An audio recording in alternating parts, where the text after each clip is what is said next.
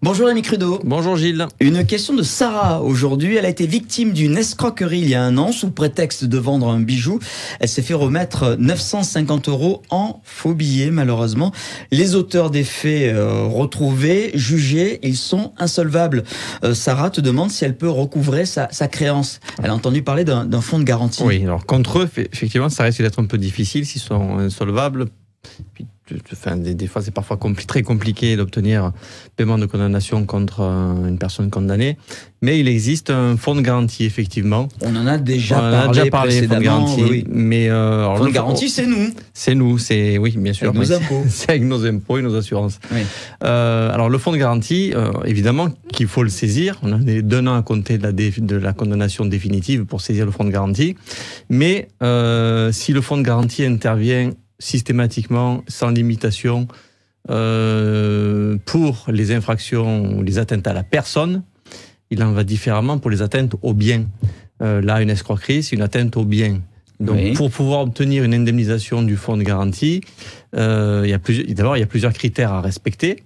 Déjà, notamment en liquide. Non, mais ça, peu importe. À la limite, ça, le fonds de garantie pourrait éventuellement dire c'est interdit. Non, c'est pas interdit jusqu'à 1000 €. Tu peux accepter des espèces. Okay. Au-delà, non, effectivement. Mais jusqu'à 1000 €, c'est tout à fait possible.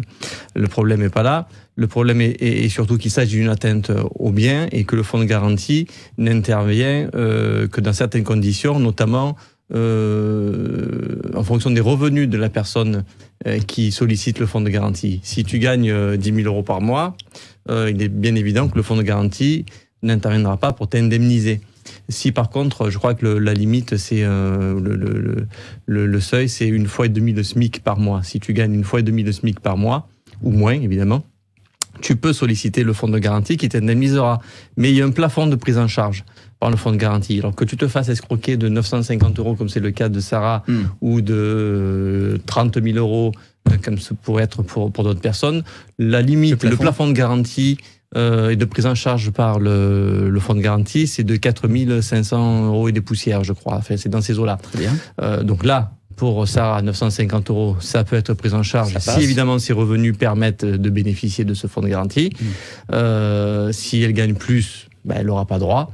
Mais dans la mesure où son préjudice n'est pas énorme, ça pourrait être pris en charge. Tout dépend de ses revenus. Donc Sarah sera peut-être remboursée. Peut-être. On croise les doigts pour elle. Merci Rémi. Merci à toi. À très vite.